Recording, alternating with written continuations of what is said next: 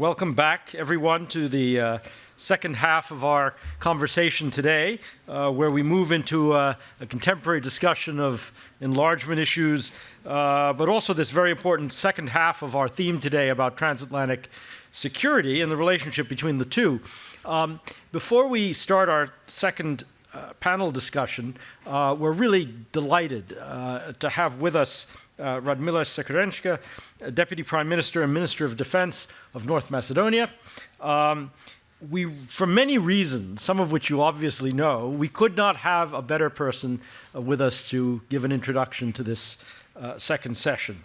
Madam Minister has been very active in politics for a long time, I think 4 terms in Parliament, if I have it correct, since 1998. But you were also involved in the EU integration effort for your country.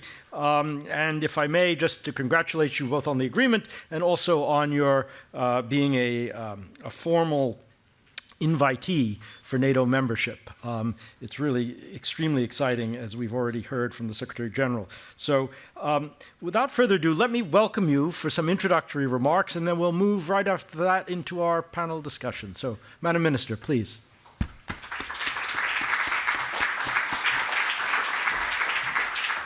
Thank you. Good afternoon. I have been following only segments of the discussion at the previous session, and my conclusion is always that every accession is every difficult accession is difficult in its own way. But if you go back and you look at the challenges of some of the countries in the Central and Eastern Europe, you will see that it wasn't a smooth ride that we considered from distance. But I have to say that our path has probably been one of the most difficult. If you take into account that we have been trying to get into the NATO alliance for almost 30 years. The big success of the last year has been a sudden U-turn, but it has only confirmed the fact that the country has worked really hard for a long period of time to meet its strategic objectives.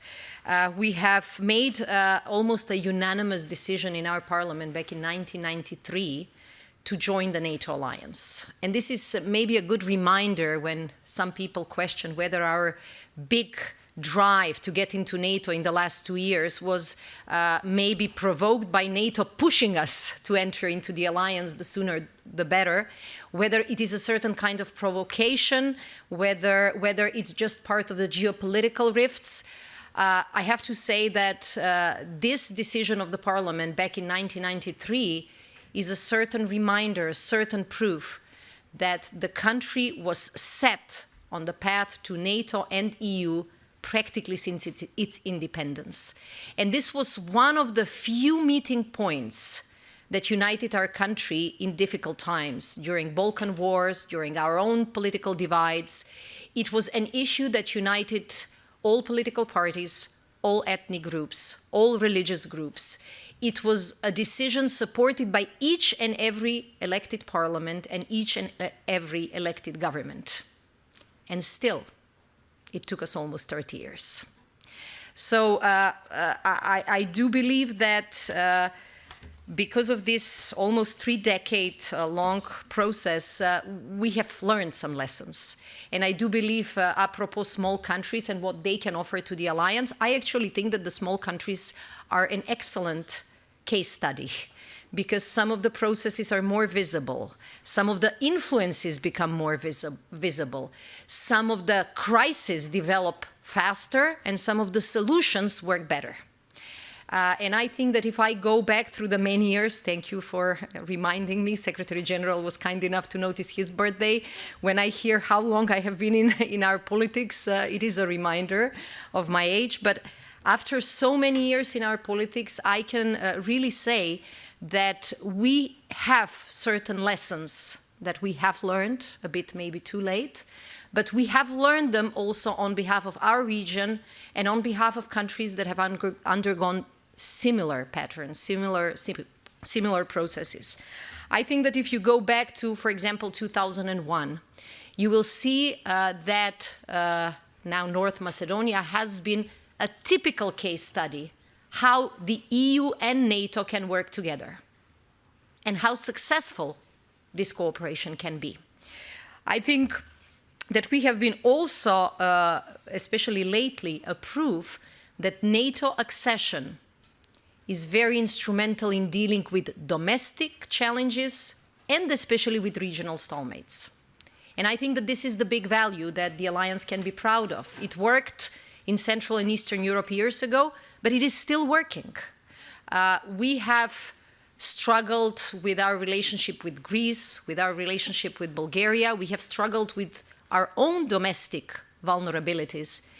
And although we wanted to solve all of them because of our citizens and because of the future of our country, if it was not for the beacon of hope and the goal of getting into NATO, probably the process would have been even more difficult.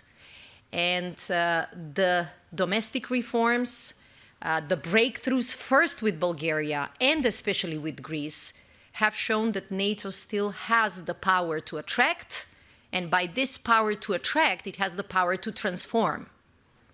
I do believe that the case of North Macedonia joining NATO, but also North Macedonia solving all of its problems with the neighbors and engaging in meaningful domestic reform can be the positive example that we look for usually in politics, especially in our part of the region.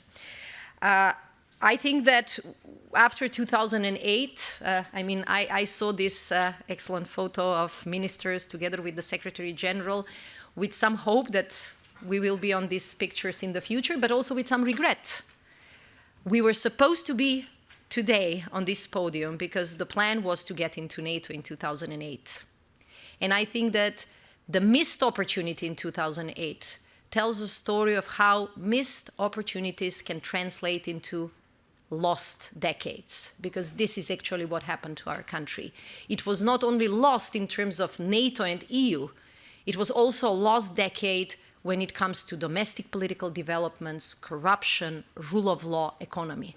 So in a way, we have reminded ourselves in the last year and a half as a new government that change is possible, even under the most difficult circumstances. But let me tell you, if I was invited to speak here last year, and if I mentioned a breakthrough with Greece, probably many people in this room would have been rather pessimistic. Probably many of you would have said, we have heard that.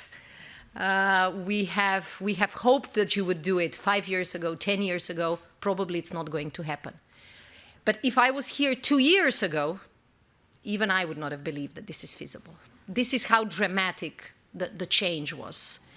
But I think that the big advantage, the big value of the Prespa agreement is that it can become a model for our neighborhood and the transatlantic relations.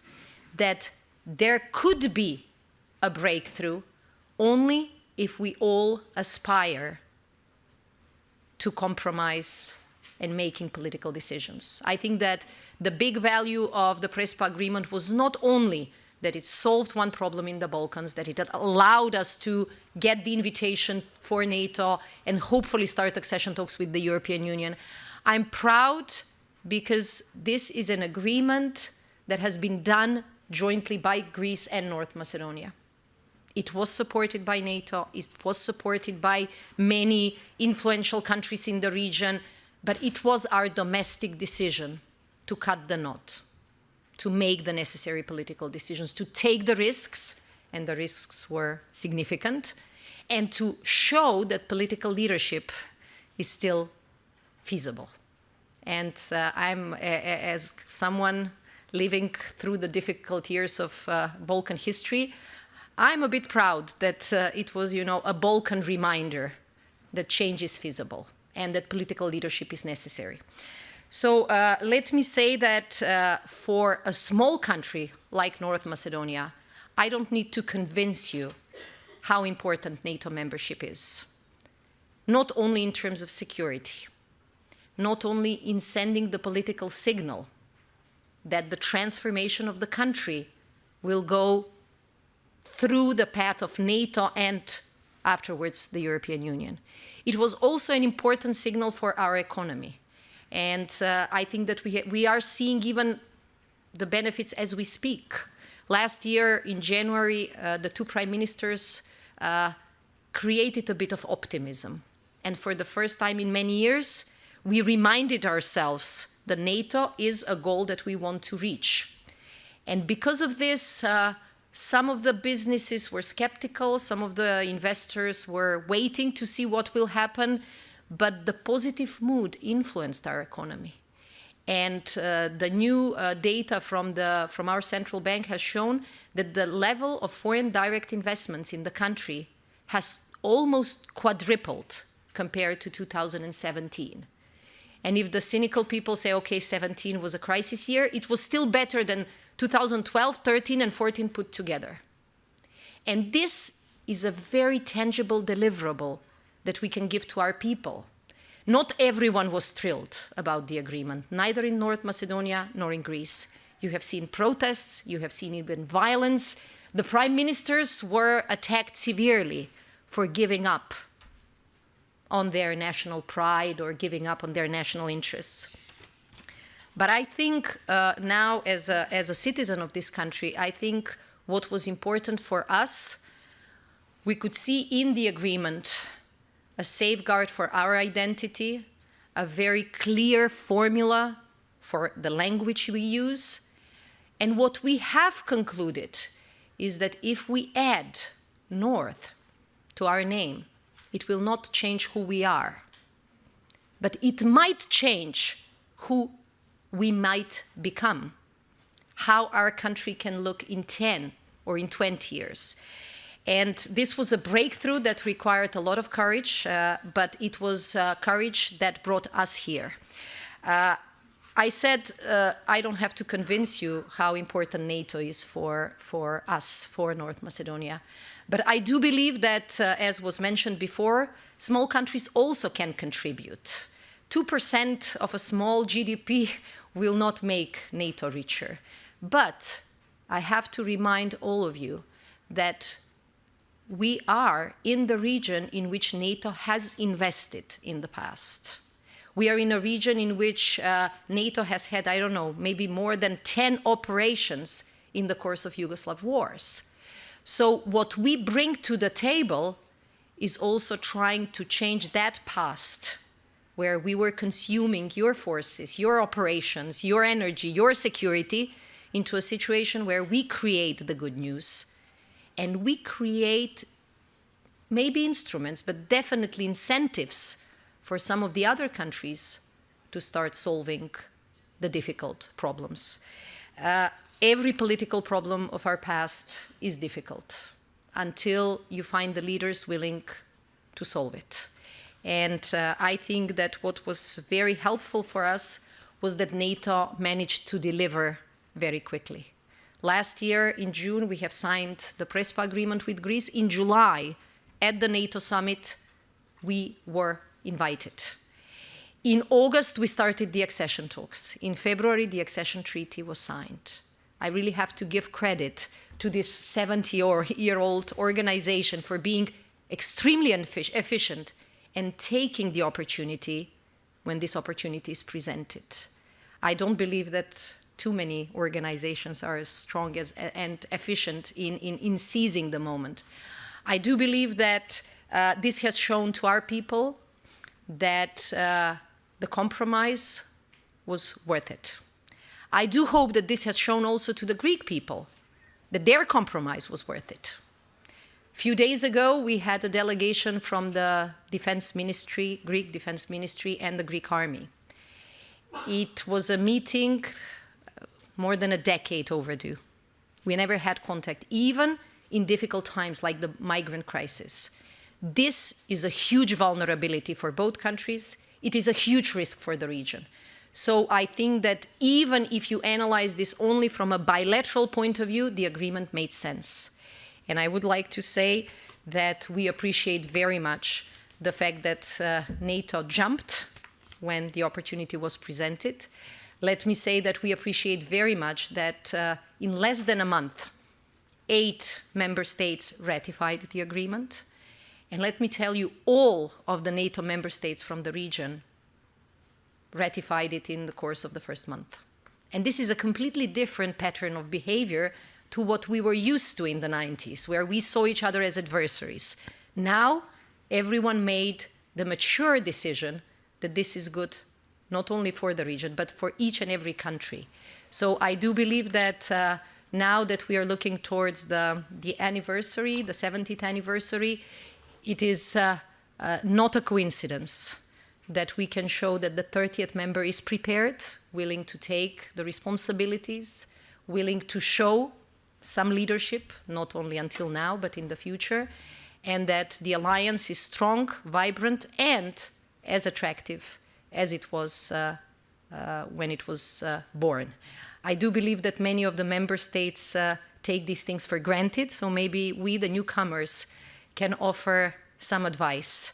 It is much better to be in the alliance than to stand and wait for other people to make decisions on your behalf. So thank you very much for the support.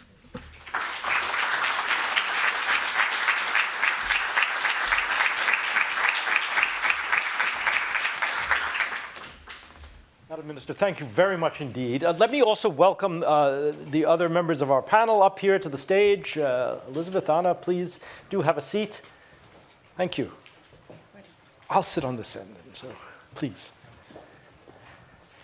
Madam Minister, thank you. I mean, those were really inspiring remarks. And again, as I said earlier, I can't imagine a better way to start this conversation about sort of the future in relation to the issues we've been talking about. I thought what we would do is maybe to turn to our other two panelists, who I'll now introduce to you.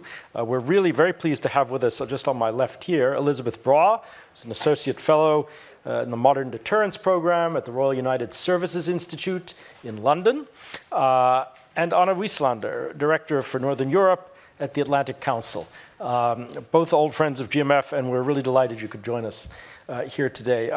Maybe just to start us off, because I know you've thought of some things to say to us that sort of start us on a contemporary discussion of these issues, of where you see the enlargement project going now, what it means, but just to link it to the transatlantic security environment as you see it. Very briefly, just to start our conversation, and then we can go back and forth a bit, and then also open it up to all of you. So Elizabeth, maybe I could start with you, please. Yes, as I think the minister very forcefully reminded everybody that NATO really is a tremendous success story, and I thought of it at the Land Warfare Conference at RUSI last year, which is a conference where all the army chiefs in Europe get together, and lots of other people, and the commander of the US Army Europe is there as well. And at one of the panels, which featured several of these army chiefs, the Dutch army chief got up and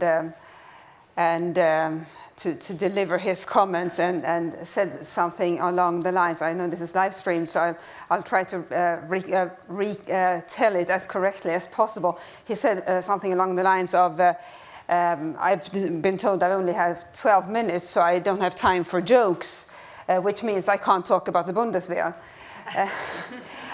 And I thought, this is really quite something, that we have reached a stage in Europe, in European defense, where colleagues can make these sort of army chiefs can make these sort of jokes about one another. He then proceeded to talk about the cooperation between the German and the Dutch army, which is really extraordinary, as you are all well aware of, including the integration of a Dutch brigade, mechanized brigade, into a German tank division, which is unheard of and really a huge success story.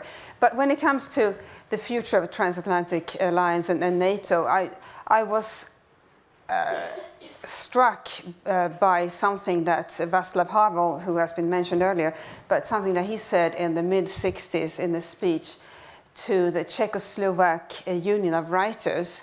And the title of his speech was On Evasive Thinking. And he recounted how in recent months, at first one window ledge had fallen in Prague and killed a woman. And there were huge protests. And then the regime-friendly newspaper printed a column that said, oh, this is not such a big deal. The big deal is that in Czechoslovakia, women are able to dress in the latest Parisian fashions, and this is how far we have come. Then the second window ledge dropped, and people still protested. And the government was still unhappy about their protests. And my point about this, and the point that Havel made, so I'm not claiming any wisdom similar to his, but his point was that people will keep making their voices heard, whether or not they are told that it's unwise or otherwise a bad idea. And this is what we have seen with NATO accession, and I think what you illustrated, Minister, that it doesn't matter whether a country is told that it's a bad idea or whether a larger country tells it that it really shouldn't and in fact tries to prevent it from joining NATO. It will, that country will end up joining anyway, and I think after 30 years you have proven that I think most countries have an opportunity, have a chance to join, even if their odds look very bad. And so I think I'll leave it at that at the end, and then we can discuss maybe which countries will be next. Exactly. I should also remind you, we actually have two Swedes on the panel here with us. So there's a although I'm a almost lifelong expat, but I claim proud. I am a proud holder of that passport, and it's very useful, especially in Brexit times. Exactly. Anna, share some thoughts with us from your perspective. Well, thank you very much, Ian, and thanks for the invitation. I must say I'm situated in Stockholm, so I was wondering a bit what the hidden agenda was from GMF to invite us to this panel. But let's say it like this. I think having listened to the first panel, also the difficult sell that it was to actually kick off the enlargement process after the Cold War, at the same time, when you look at NATO, one must say that, I mean, enlargement is in the DNA of NATO, to my mind. It's in Article 10, actually, of the Atlantic Treaty. And NATO has expanded all the time from the 12 original countries, now soon to be 30. So there are two dynamics here. One is trying to convince and making the considerations, is this something we should do now or when? And the other one is not to have, if you compare it to the EU, and it was pointed out that NATO enlargement helped push EU enlargement. I think that's true, and we also saw later that EU actually indulged in an enlargement break or pause, which is still ongoing, and NATO has not done that. So I think that's important. We mentioned Ron Asmussen, and since we are here at the GMF, I think I actually worked as a very young civil servant at the MOD in the 1990s in Sweden. And we used to get a visit from Ron Asmus when he was at State Department. He came every half a year, and he checked up on us, even though we were military non-aligned. But what could you do to help prepare the Baltic states for joining the alliance at some point, building your armed forces, modernizing, and so on? And he was very inspiring in that. So I think you can help each other in that sense too. And I must just mention this because when I entered the MOD in Sweden, an old civil servant told me that his best tips was that this is the mature pile of papers. That's where you put things you don't know what to do with them, so they mature while they are there. And on the contrast was Ron Asmus, who said, every day I wake up, I look myself in the mirror and I ask myself, what can I do for the Baltic states today? So then we woke up, every one of us, like that. But I think this has been a continuous process. What I want to come at with this one is that he had a vision, I think, shared with many, but he took effort to articulate it. Europe whole, free, and at peace. So that we could work with, all of us, from various angles. And I think looking at that vision and looking ahead with the difficulties we have now within the transatlantic community, A lot of it is emotional, a lot of it is also topical, of course, but that vision is, I think, is still very valid. It's contested, but it's still valid. So it's contested when it comes to wholeness, of course, because we have a new strategic contest between the East and the West. And that's not only about Russia, that's only where China comes in. So we are back into using these terms, and I think we have to get used to that. That's where the competition lies, mostly. It's contested when it comes to freedom. I think that's not only about the occupational forces that Russia has in Georgia and Ukraine and Moldova, but also about disinformation, about subtle attempts to get to our cohesion, and also from within, where we have some decrease in democratic standards within a few of our own countries when it comes to rule of law, and we are approaching that. So freedom is also contested. And finally, then peace is actually contested. In Ukraine, since 2014, I think it's more than 10,000 losses of lives, and sometimes we turn our eyes away from the fact that we have a war in Europe still. But we do not have a new Cold War. I think that's to take it too far. Sometimes that's where we're done. I will end there. I think that's also important to realize that we still have this whole, free, and at peace to work with. We are not in a bipolar, divided world. We will not go into that because the world now is multipolar and there is a different scene. So we have a cold wind blowing. I think we're up to the challenge to take it on, but we need to look at it with realistic eyes. Anna, thank you very much. Let me just pose a question to all of you, and maybe, Madam Minister, I could start with you first. Not to take anything away from the achievement of joining the alliance at the moment, but you're joining an alliance at a pretty difficult sort of moment in world affairs. The relationship with Russia is far from benign. The relationship across the Atlantic, while still solid, I think we heard from all the speakers this morning, has its stresses and strains, to be sure. And these inevitably will affect the dynamics you will have to operate in. And so, I mean, how does this calculus seem from your country's point of view? Unfortunately, we cannot choose the time we live in. We cannot choose the time we join. Yes, I would have loved if my country was able to get in NATO in 2010 and still go through a relatively constructive period, easy period for getting used to membership. But this is where we are. Actually, our choice was to join now under difficult circumstances or give up. And I still think that we have made the right choice. We live in a very complex world. For small countries, it was complex even 20 years ago. But we are in constant search of partnerships that we need to confirm, and we need to make ourselves important. I mean, not important as big states, but we have to raise awareness, and this is not easy.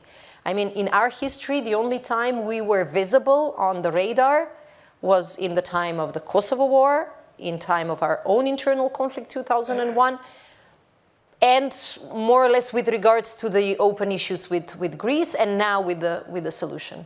So we have tried in the last 2 years not to complain that the situation is more difficult, but to try and take advantage of the more difficult situation. I have to say openly, some of the press interest, some of the journalists who came to the country, they were predominantly interested about the breakthrough with Greece, previously with Bulgaria. But I do think that also the geopolitical rifts attracted some attention in our direction. And so, as they say, you can have wins from both sides, but it's whether you're skillful to use the wins that will get you to the port. I think that so far we are making the right choices, and we're trying even to use some of this interest, maybe for all the difficult reasons, to claim why it is important to make decisions. And I think that it worked last year. The fact that NATO could deliver in less than a month in difficult circumstances. I remember our first summit, I mean, as a country on the agenda. it wasn't easy, you know. The first day there were decisions. The second day it was hectic. What will happen? We were all waiting in the corridors, looking at the TV and waiting for the press conferences. Are we trying to get into an alliance that is falling apart? It did not. And I don't believe in organizations, entities, businesses, families that are always solid as a rock. We all have our ups and downs. And we would like to think this as, you know, the time for reflection. We do believe that based on our experience, there are additional pluses that we can put on NATO's account. Thanks very much. Anna, I mean, give us a little bit of a picture from Stockholm. I mean, in the sense that, you know, if Sweden and Finland were to join the alliance, this is something that's been debated for many years. Obviously, there's politics around that domestically in your countries, but it would make a big difference. I mean, countries with capacity that have worked with NATO closely, frankly, in many ways for years.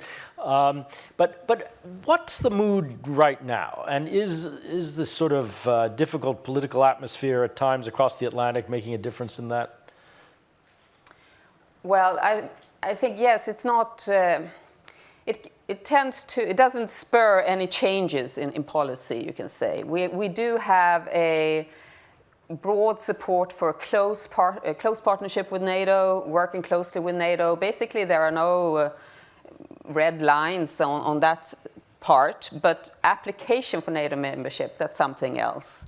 And we are firmly always underlining the importance of the transatlantic link. We are based in Northern Europe. We are very much dependent upon American support for everything we plan or do in that region together with our Baltic Sea neighbors.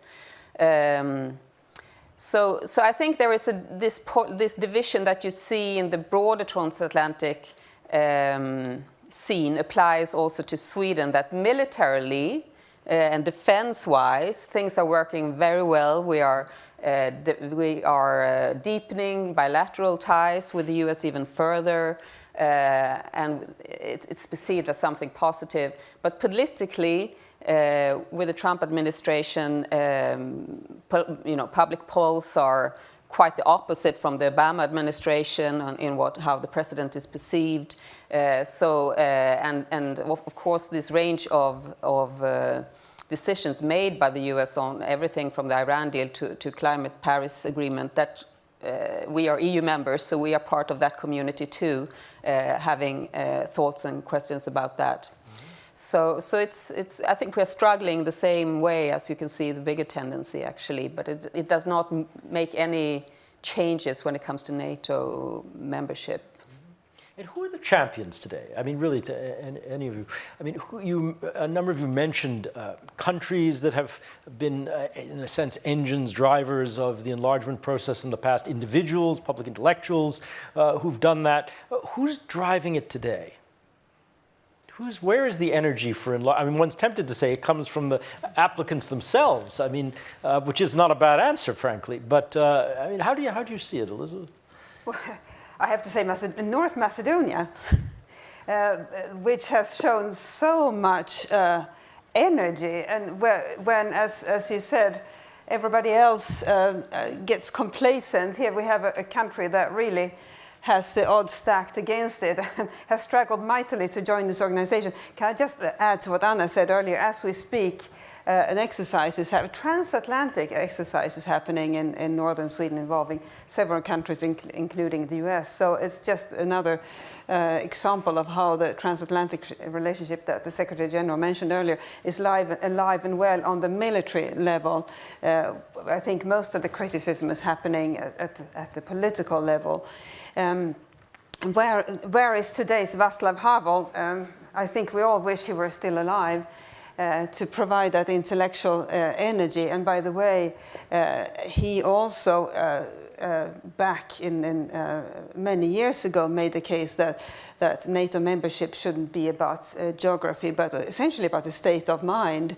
And I think that's applicable today. So if we look at today's threats, it's really, Russia is almost secondary if we look at China's role, and also, for example, the threats to global supply chains that are dependent on global shipping lanes. 90% of all goods get to their destination by means of our seas. And so how do we defend that? And that's something that is more of a state of mind than whether you feel you belong to an alliance than the geographical location of a country. I think that's where things will move. Obviously, NATO will never be primarily occupied with China, but we should be occupied with the continued well-being of our civil societies, which are dependent on those global supply chains, which can so easily be disrupted. So, I mean, there are many things that you could argue the alliance gets from enlargement. One is this big picture issue that you mentioned, Anna, and Madam Minister, you mentioned it as well, in a sense, in different terminology, this kind of sense of completion. Europe whole, free, and at peace, etc. But anyway, a sense of kind of rounding out the geopolitical space, a sense of political and security solidarity, the completion argument. But there's also a more detailed argument, I suppose, to be made that new countries bring certain new niche capacities. And so what do you see? What in the next phases, in recent enlargements, what are those niche contributions what's the North Macedonian niche contribution? This was a discussion that we have had mid-2017 when we started working on our strategic defense review. We said, okay, we won't develop an air force. We won't contribute with 3,000 people, although we have in the history of last 20 years of joint of participation in NATO-led operations contributed with more than 4,000 people, which is more than 50% of our present forces. So we said, okay, let's focus on what we can do better. And the fact is that the transformation of the army, we are doing them with the focus of land forces, deployable forces for NATO. We are doing them with this goal in mind. But we have also developed other small areas of expertise. For example, our military academy offers training for officers from Bosnia, Montenegro, and Kosovo. We do believe that this regional cooperation in defense sectors, which was not, I mean, we had a lot of cooperation in EU domains, the typical EU domains, this was not as strong. So many people couldn't see what is happening on the other side of the border. With this kind of cooperation, with joint military academies, with joint training, actually, we contribute a lot in a completely different atmosphere in the region. We have also developed a center of excellence in public affairs that we are trying now to focus more on hybrid fake news threats. Why? Because we have seen them first-handedly, and because unlike maybe in other more established, more better functioning democracies, they were less visible. In North Macedonia, they were and they are visible. And sometimes it is easier to learn the lessons at such a clear terrain than it is to wage some of these wars elsewhere. So we do believe that we have also proven the value argument of NATO, and I appreciate it very much that this was well mentioned in the first debate. After failing to get into NATO, there was a general dissatisfaction in the country and the feeling that we can ensure our stability through a different process. And part of that process meant controlled media, strong men in power, and overwhelming control of the apparatus. And the feeling was that, okay, it's not good for the democracy, but when it comes to security, actually, it might be even more stable than these fancy and diverse democracies. I think the story of our crisis, the story now of our breakthrough, actually stresses that this is not feasible in the long run. And I think that this was our niche in a way, to show that NATO values still matter. And that if you are interested in a long-term stability, you really need to make sure that your pillars, democratic pillars, value pillars, are strong. and this is why I didn't have time to go through these issues, but maybe the agreement with Greece took most of the attention. But what we have done in the last year and a half is actually to reestablish some of these pillars. Free media, very diverse, very critical towards the government, very demanding. Rule of law, anti-corruption, good ethnic cohesion within the country. These are all the things that look messy, difficult, complicated, but they do make a more stable country and a better ally for NATO. Thank you very much. Elizabeth, Anna, where, if I can put it this way, where does enlargement naturally stop? Where does it naturally stop? It seems to me there's inherently a difference in the debate between North Macedonia's accession or others that we could imagine in the Western Balkans and Ukraine. Where does it stop? Well, I think the next stop really is Helsinki and Stockholm, although they have the luxury of essentially having a standing invitation and being able to turn it down for many, many years. If I can just add to your question earlier about what new members add, I think, so the program I lead focuses on hybrid defense or defense against hybrid warfare, and this is really an example of where a number of newer members have added made enormous contribution to NATO already, simply by developing expertise that some of the established players don't have. So if we look at, for example, countering disinformation, I don't know if the ambassador of Lithuania is still here. I think he left with the minister. But the Lithuanians are doing incredibly impressive work in that area. Latvia in introducing working out a resilience curriculum for all school children and university students. Estonia in cyber resilience. This is expertise that very, very few other members of NATO have, including the US, and the skills that are desperately needed at the moment. So I'll let Anna answer the question of Sweden and Finland, but I will happily jump in after she has solve the dilemma. Thank you. Well, I think, that's a great question, but there really isn't a good answer to it. I mean, if you had taken the Baltic states, for instance, right, you would happily have said, well, they can never join NATO because no one can defend them. And then you change the perceptions of what you do and the context, and you start talking about it, and suddenly you can include them because it's a feeling that you can defend them. So I think this is all, there is no definite answer. Here is the move. I mean, it's the North Atlantic area. It's defined as some kind of geographical boundaries to it. But within that area, I really think it's important not to have stop signs like that. And it becomes even more important as the world develops now with increased competition. And as I mentioned, the strategic context, I think those countries that are making an effort, that have a strive towards the West, that strives to be part, make big efforts, as you say, pursue political leadership, and that can be very fast or that can be very slow processes, but still you have a direction for that goes towards membership. That brings a responsibility to the institutions and to the members of that institution to meet up to that. If we stop doing that, we can just let go of it all, to my mind, because we don't have any energy into it. You can have periods when the US is really leading and pushing, and then, of course, things happen faster. You can have periods where smaller countries, such as Sweden or North Macedonia or others, Sweden, that will be completely theoretical, but for you, you have done it. You decide yourself that this is what we want to do, and you form alliances, you push, and you manage to get it through.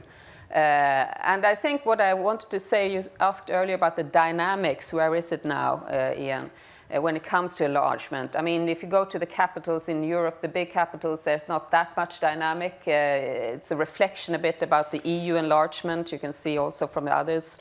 But you have to make coalitions, I think, and find the friends that will push this. And for the US, I think there are dubious You have a broad support for the alliance in Congress, for instance. You can see still a big value for the alliance to both take care of the allies that they have and to expand it, because if you meet greater competition, the comparative advantage for the alliance are its allies and its partners, really, that would make a difference from authoritarian competitors. So it's even a stronger case nowadays, I believe, than it has been for some while in that regard. Mm-hmm. Elizabeth? If I could just add, so something that Israel has illustrated very well, that works very well, is strategic ambiguity. So nobody's really quite sure how you're going to act or react, rather. So I think it's useful to think of NATO enlargement in that context. So we have all these, well, we have a number of countries that are closely associated with NATO but are not members. Well, it actually gives the alliance in the wider sense more power to have them that way. So Sweden and Finland, if an adversary were to attack Sweden and Finland, would NATO come to the assistance of those countries? Nobody's quite sure, and actually that makes NATO's response even more intimidating, NATO's potential response even more intimidating. Whereas if you have a guarantee, then you know exactly, the adversary knows exactly what will happen. So if I may introduce that thought, I know I will probably get a lot of contradiction, but I think it's worth discussing. No, it's definitely worth discussing, and especially when you consider that, if you consider the sort of doctrinal changes on the Russian side and the centrality of nuclear issues, which we didn't have a few years ago. Again, that kind of ambiguity has a different implication when you begin to slip into not only the conventional but the nuclear debate as well, which could be very interesting. But I do want to open it up to all of you, and I see some hands, so do just get my attention. Tell us who you are and where you're from, and if I might go just right here first, please. Right. Does that work? Yes. It does. I'm Ian Bond from the Centre for European Reform in London. Even though it's taken almost 30 years, I kind of see how North Macedonia and Greece have resolved their differences in a way that allowed North Macedonia to join NATO. But as I look at Ukraine and Georgia with chunks of their territory occupied and a country which has every incentive to keep them out of the alliance, I'm less sure what process anyone could foresee for getting them in. Now, I would like to see them in. I would like to see the 2008 commitment to them carried through. But I'd be interested whether the panel have any good ideas on, should, for example, Ukraine and Georgia basically give up chunks of territory in return for joining the alliance?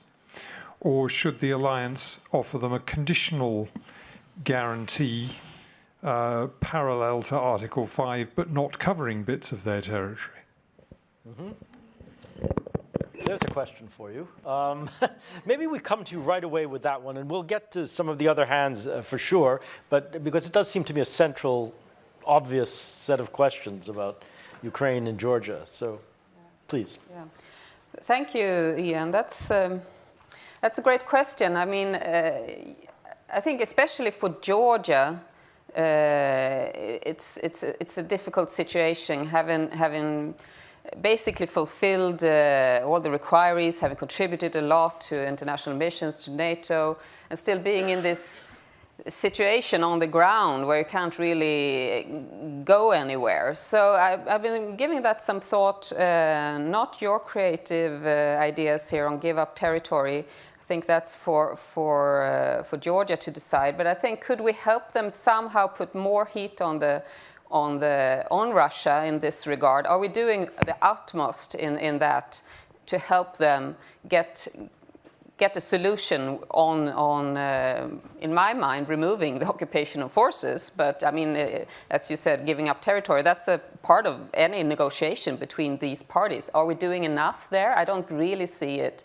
Where's the heat in those negotiations? I don't sense them.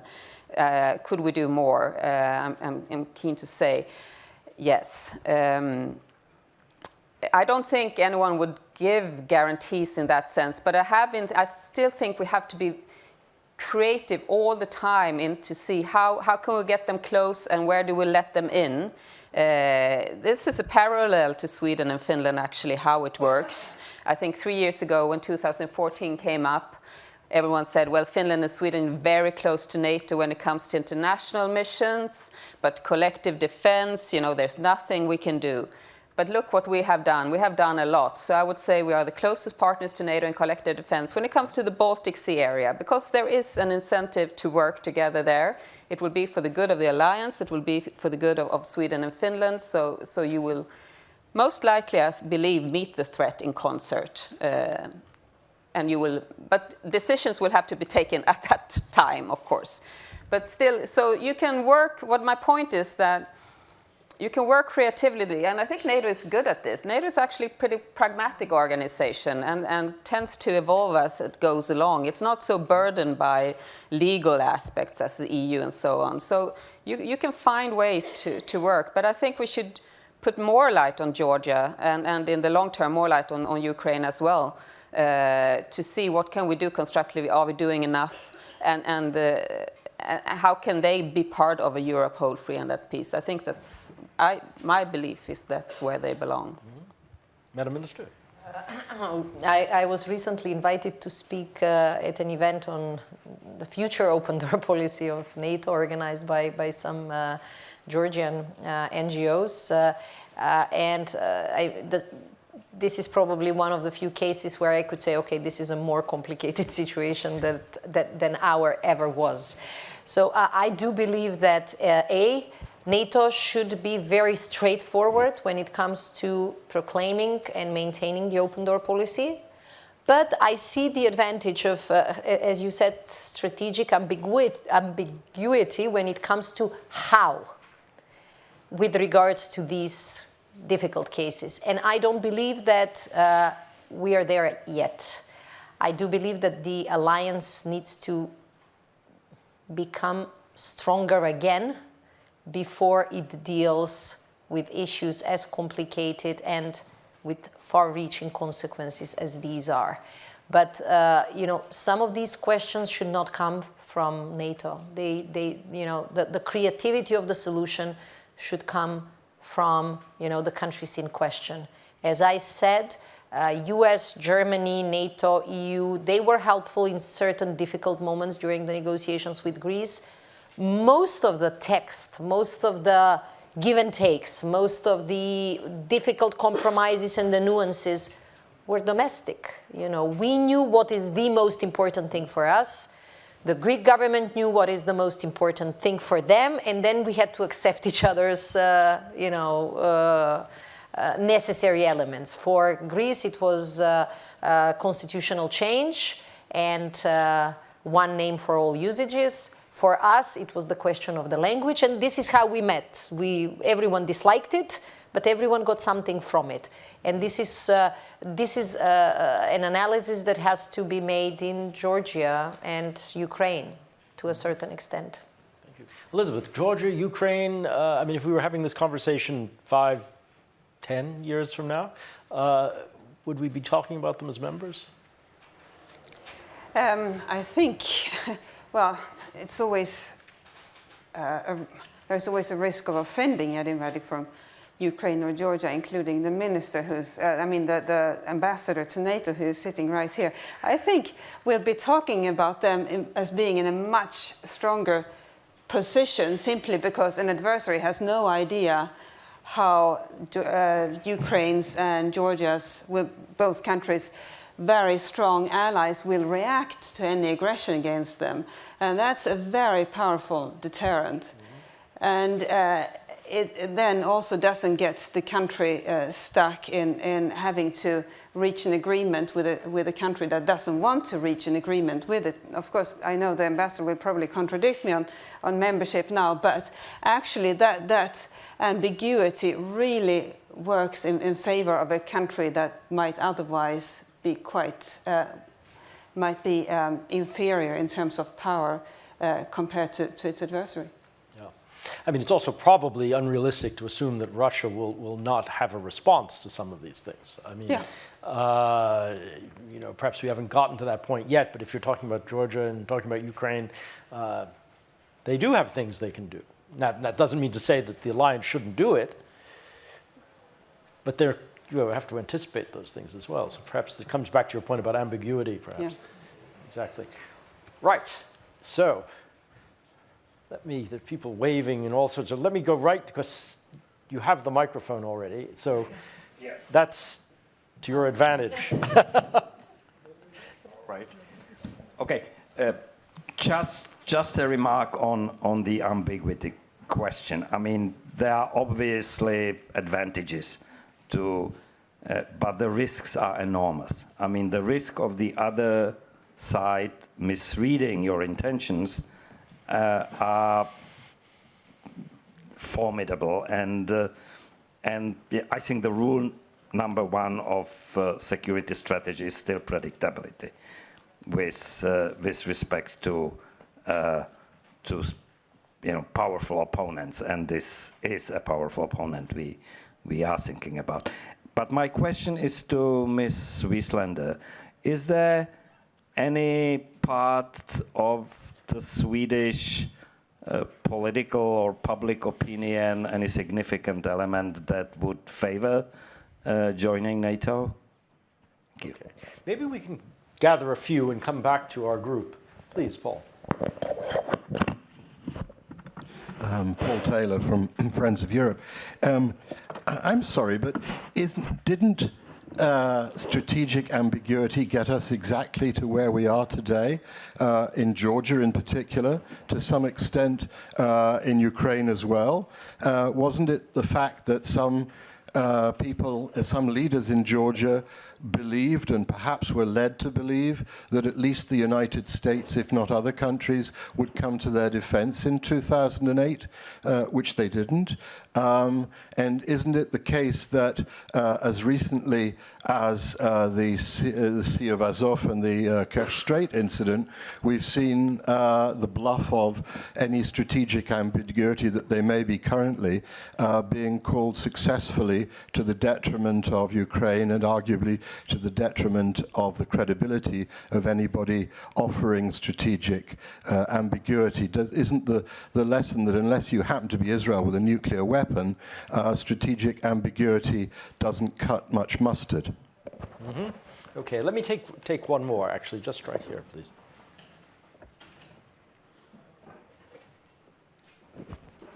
Thank you. Niklas Nowacki from the Wilfried Martens Center for European Studies.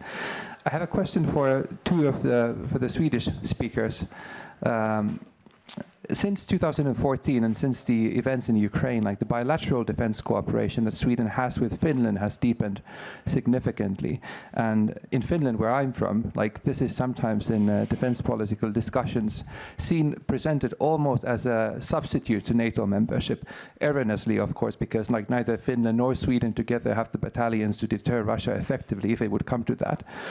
So the question is that how is this bilateral defense cooperation with Finland seen in Sweden, especially vis-a-vis NATO membership? Thank you.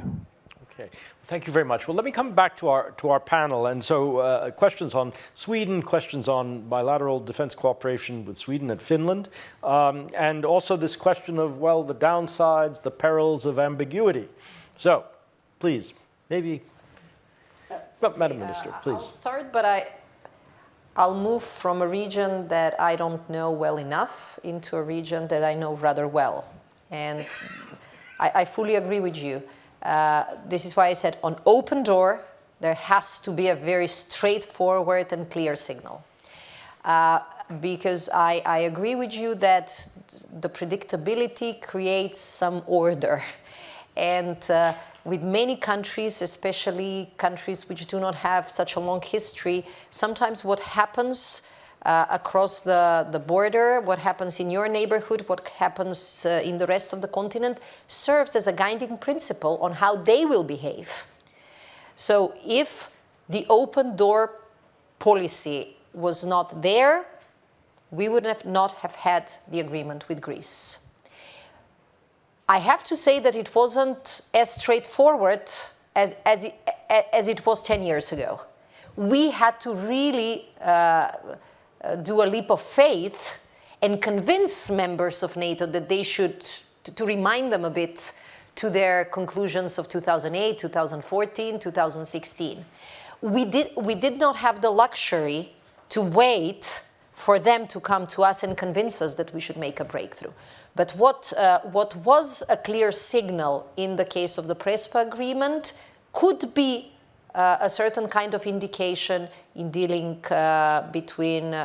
between Belgrade and Pristina, and also the situation in Bosnia. So the predictability on how the international community will react, how NATO will respond, how EU will respond, is a very important factor in how the different actors, entities, and countries will behave.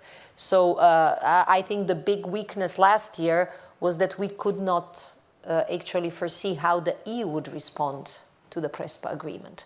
Will they be strong enough to make a decision? And although every country in the Union was agreed that this is a breakthrough for their foreign policy, for their goals in the region, they were not capable to make the necessary step. And I have to say that if it was not for the NATO opportunity, the Prespa agreement could have been dead because of this lack of delivery from the EU side.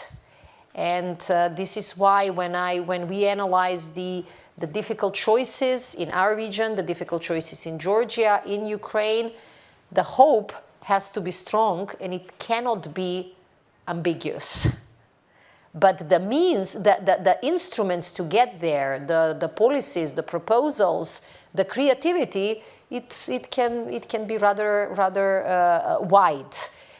But this is why the open door policy is a must, an open door policy that everyone can count on. Sweden, Finland. Yes, exactly. First on NATO, the question on NATO forces within Sweden that are pro-NATO membership. Yes, there have been some interesting movements in this past year since 2014. Public opinion has moved from used to be around 25% pro-NATO membership up to, it differs, but in my mind, around 40%, you could say.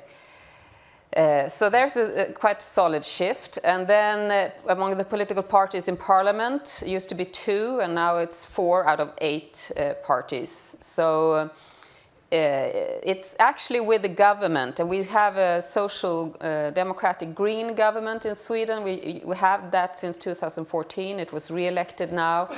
And they are clearly stating that they will not apply for NATO membership. And the logic behind is that they think that would be too transformative. It would be too much of a change in security policy in the Baltic Sea region. So staying with military non-alignment provides more stability. It's their argument, so to say, on that. When it comes to Swedish-Finnish cooperation, which is interesting because now it actually officially involves also planning for war together. So it's a deep defense cooperation. It's in a way, I would say it's very much presented as something important, and I think it's because it's not dangerous to say anything about Swedish-Finnish cooperation publicly in Sweden. Everyone loves Finland, and we love to stick together, and so on. So that's. In a way, it's a bit of a substitute in that sense, but it's not related to each other in the rhetoric, but in a way it is. It would be more controversial, of course, for this government to say anything about NATO membership long term and so on. But it's not, I think, seen as a substitute. It's seen as a complement to we have three legs in that. So bilateral cooperation with Finland, with the US, that's the closest, but also with the UK a lot. Germany, Poland, we're building like a patchwork of bilateral cooperation, and then close cooperation with NATO, very close cooperation with NATO, and then military non-alignment. So those are like three pillars, so to say. Also strong stance for international order, liberal order, strong critique against Russia on Ukraine and so on. So those are the components we try to balance. Yeah. Elizabeth, you made a very strong point earlier about the usefulness of the utility of ambiguity. We had a question that I think was pointing to the perils of ambiguity. How do you balance these things? I mean, it's case specific, obviously, but yes. Yeah. I don't remember who was that mentioned that Georgia didn't know how the alliance would respond. So the blue team obviously has to know what rules it's going to use. It's just the red team that has to be kept unclear. And if that's not the case, so obviously Ukraine and Georgia should be in on the secret on what their allies are planning to do. Otherwise, the strategic ambiguity is useless. And it's not always the best answer, but I think in this situation it's worth considering. And for example, if we look at what the world's most advanced cyber commands are doing, that's also a useful comparison, I think. So the US and the UK both engaged in offensive cyber, but nobody ever knows whether they'll attack back. Will they just sort of drop a note saying, we know who you are, we know where to find you, or will they attack back? The adversary never knows. And that, of course, keeps the adversary in place. There is still offensive cyber going on against our countries, but I would argue it would be there would be a lot more of it if the US Cyber Command in particular didn't have this ambiguity about whether, strategic ambiguity about whether it will strike back. Okay, I think we've got time for, if there's another one or two, we could probably do that. Looking out there, I see a hand waving in the back. Over to you.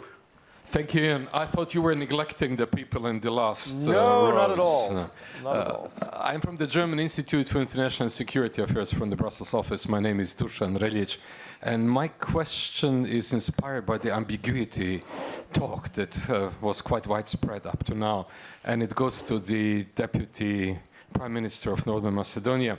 While, as you said, NATO jumped to deliver, we see a jump also on the side of the EU not to deliver on the promise that North Macedonia will start EU membership negotiations in June. And some of the countries which were strongly supporting membership in NATO, like France, the Netherlands, or Denmark, are strongly against the beginning of the EU membership negotiations. So how do you analyze this ambiguity? And in connection to this, there will be most probably a new government in Greece quite soon. And the Prime Minister in Spain, Mr. Mitsotakis, he said, okay, fine with NATO membership, but once we are in power, we are going to take very much care that Skopje doesn't get a free ride to EU membership. So your partner in one game is your opponent in the other game. Madam Minister, this sounds like a question to you. So. We are not expecting a free ride. There was never a free ride for our country, and probably we shouldn't expect one in the future. I remember the period 15 years ago, not 14 years ago, when we were struggling to become a candidate country for EU membership after Croatia. It was immediately after the French and the Dutch failed referenda. It wasn't an easy period. And it very much reminds me of that time when we, delivered on many things. We have made certain breakthroughs, especially domestically with the inter-ethnic relations and everything. And, but the answer from the French and the Dutch was, yes, but the EU is not in the best place. So you have to make sure that you understand our grievances. It was a difficult process of several months. At the end of 2005, the EU under the UK presidency actually managed to make the decision. And it was very helpful for us. But we were never blessed with, knowing that it will work. We had to work hoping that it will work. And probably this is how it will continue in the next few months. Yes, several countries are genuinely more skeptical about enlargement. They have been questioning whether the EU needs to reform itself before it moves forward. We cannot help in that discussion, but we do believe that the country of less than 2 million people cannot be a challenge or a risk for the cohesion of the European Union. We have had a lot of discussion with all of the governments, members of the European Union, trying to convince them that we were not just basing our bet on the agreement with Greece, because it would not have been fair and it would have been very bad for us. The big breakthroughs happened in significant areas that I have mentioned previously. And in the beginning of this year, we have continued to deliver very strict anti-corruption law, very independent and strong anti-corruption commission that holds us accountable even on daily decisions, very good and very EU-oriented anti-discrimination law, which was very important for the Dutch. And the final remaining piece of the puzzle is the transformation of the special prosecutor that was focused on dealing with high-level cases, corruption, abuse, because of the illegal phone tapping. Now this institution needs to transform into a general new prosecution for high-level corruption and cases in the political domain. And I'm certain that we will deliver on this. And our hope and our goal and our plan will be to have enough achievements so that even the worst, the most reserved or the strongest critics cannot say no. If we were just going for the safe bets, we would have never started this process. Probably would have never been an independent country to start with. But there are some things about in politics where you have to take the risk and you have to do your best. And then count on the EU being able to deliver after a breakthrough, which is remarkable and so rare, not only in the Balkans, but in Europe. And that was a point that was underscored so strongly in the first session, I think, today, where they were reflecting on the effect of NATO enlargement on EU prospects, which had been seen in the past as extremely direct. Elizabeth, please. Yes, I just wanted to add one more thing about cyber. So I think everybody remembers the cyber attack against Ukraine a couple of years ago that crippled the country. So if one thinks of the applicability of almost NATO membership in that area, that would be a huge deterrent. So if Russia doesn't know whether allies will attack back on behalf of Ukraine in such a situation, even Putin would be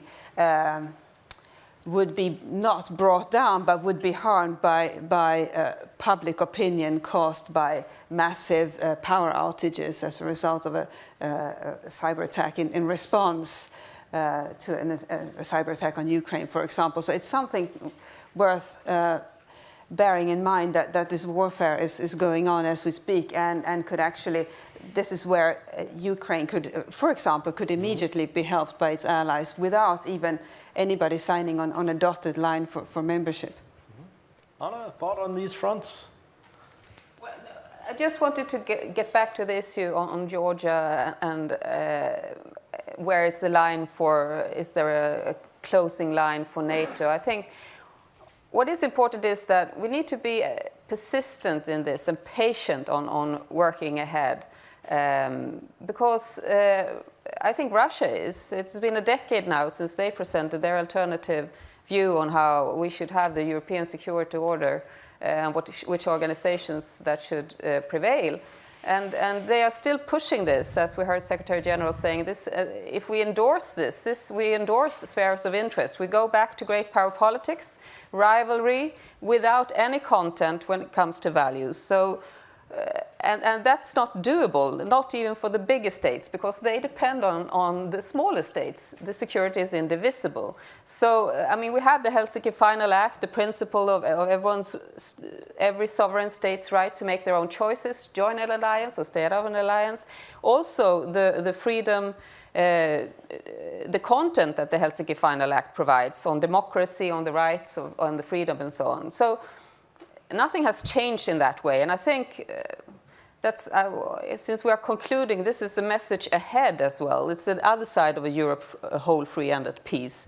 It's that we have to stick together. It's the best choice also for the big powers, even big powers such as the US. It's the best choice because in the end, no one can stand alone on that side. So we all need each other. And still, we really need to safeguard the institutions at times like this. Okay, I'm conscious of our time. We have just a minute or two left, but I just wanted to come back to you maybe for just in a sentence or two, literally. And in a way, Anna, you started us off by saying, you know, solidarity. What's the key next step here for the alliance? What is it that we should have as our priority when we think about the enlargement, with the open door agenda? What do we need to do? Elizabeth, let's start with you. Well, I think there has to be a realization of, first of all, of what success NATO is. So I was talking the other day with Godrich Kiesewetter, who's a member of the Bundestag. Turns out we were in essentially the same place in the German state of Thuringia in the early to mid-90s. He was based there with a new Bundeswehr outpost, as it were, and I was going to university. And in the midst of this were the Russian soldiers who were still there. And so here you had West German, essentially NATO soldiers and Russian soldiers, side by side. The Russian soldiers had nothing to do because obviously their mission was over, as it were. And still we managed to get, Germany and the wider alliance and Russia managed to get through this very dangerous moment, and that's not that long ago. And so it's just worth remembering the giant steps that NATO has taken in these last 3 decades. And then we should also, I think about the new challenges that face us in societal resilience, because that's where adversaries will strike, simply because NATO is so strong as a military alliance. So adversaries will look for our weaknesses, and that's where we can work more closely together, I think, with countries within NATO and those who haven't yet joined, although I think we all hope for them to be able to join. So confidence and relevance. Anna, you gave us a bit of an answer already, I think, but I mean, how do you operationalize the solidarity thing in a sentence? Which is, of course, impossible, but there you are. Yes, well, keep the door open, right? I think so. Actually, I mean, to see in December, perhaps, North Macedonia joining at the summit, that's a concrete step. That would be very nice. To underline that the open door policy is alive and kicking. That's important also for countries like Sweden, and not least for Finland, actually, who has it in their official way of expressing themselves that we have a NATO option. We're not activating it, but we have a NATO option. That's an important signal towards their neighbor. And then I would love, as I said, love to see a retake on Georgia. I think we need to do more on Georgia. Okay, thank you very much. Madam Minister. Middle of February, I had for the first time the opportunity to participate at the Defense Ministerial. And after hearing, observing from the outside, the differences, the conflicts, the divides within the alliance, actually, when you're in the room, it's more about cohesion, and it's more about cooperation, and it's more about sharing the same views than about the details where there is a divergence between the allies. And I think that's the big challenge. It's connected to media, it's connected to the fact that only bad news is news. But I was struck at how 90% of the issues debated were with a very, very strong consensus. And yet you go out of the room and suddenly, the whole rumor, the whole discussion is about what's going on, what's wrong, how come we cannot make a decision, which was actually not the reality inside. So maybe as an outsider, I noticed it more visibly. But I have to say that fighting for the image, fighting for the strength that NATO has brought to all of the allies is not in vain. I think that, you've said it very well. I wrote it down, confidence and relevance. I think that when it comes to relevance, actually the case is made. It's what's missing sometimes, it's confidence. I think that most of the NATO member states are too used to being secure, safe, connected, protected by others, and they take it for granted. So just revise that. So nothing is for granted. No complacency. No complacency. Madam Minister, thank you very much. I can't think of a better way to end this conversation for the day. Thanks to all of our speakers for the very open conversation that we've had. We're really very, very grateful. Let me thank again NATO's Public Diplomacy Division for your partnership, as always. Let me thank my wonderful GMF colleagues who put all of this together. Please join me in thanking them. They're all around in the room. And thanks to all of you for staying with us all day today. We're very pleased to offer you a reception outside. I hope you'll join us, and we look forward to seeing you again very soon. Thank you again.